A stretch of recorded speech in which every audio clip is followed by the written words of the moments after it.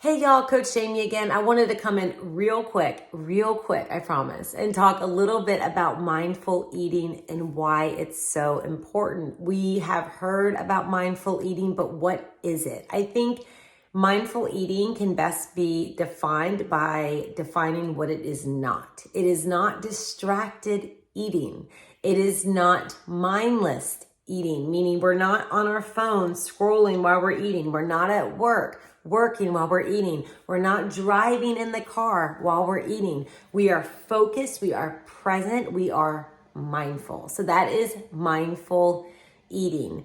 Why is mindful eating so important? Well, there are a few reasons. Weight loss related, it really helps you to slow down and gauge your satiety level. So that way you can check in to see if you are full. Remember, we're aiming for 80% fullness.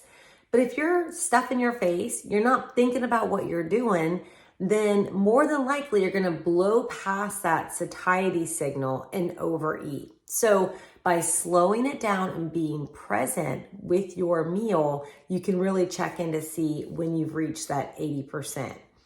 Also, it is so important for digestion. So if you are rushing your meal and you're not chewing your food, you're not stimulating your own natural digestive enzymes to help break down that food. Digestion is a north to south process. So it all begins right when we take our first bite.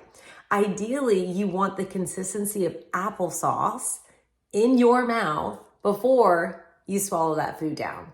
That will help aid in digestion, because by the time we're 35 years old, we lose 50% of the hydrochloric acid in our stomach, which helps to break down and digest food. So we need to be more mindful. We need to be a little bit more careful before we swallow our food. That way we can help with that. And there are some great supplements out there too that help with breaking down food.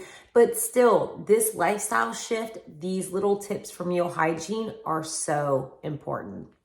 Also, you want to make sure when you are eating that you are not stressed out, that you're not talking about anything so stressed out. Because what happens when you do that, cortisol is released and your body goes from rest and digest to fight and flight.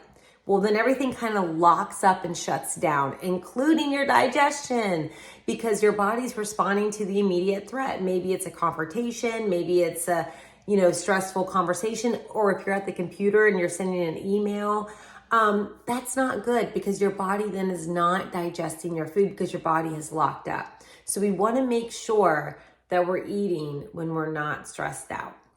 So what are some good tips? This is like the best shift ever. Make mealtime sacred. Honor it.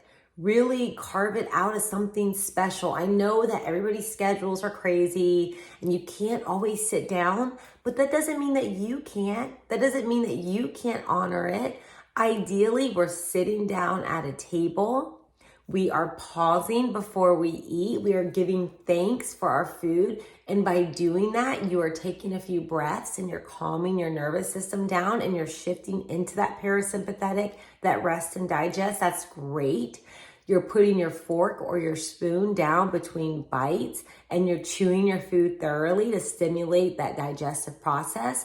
And you're pausing and you're noticing and you're mindful of the aromas and the textures. And maybe you're at dinner with your kids or your spouse and you're having fun conversation and you're talking about the day. Maybe you do something like a gratitude circle where you guys name what you are grateful for that day, whatever.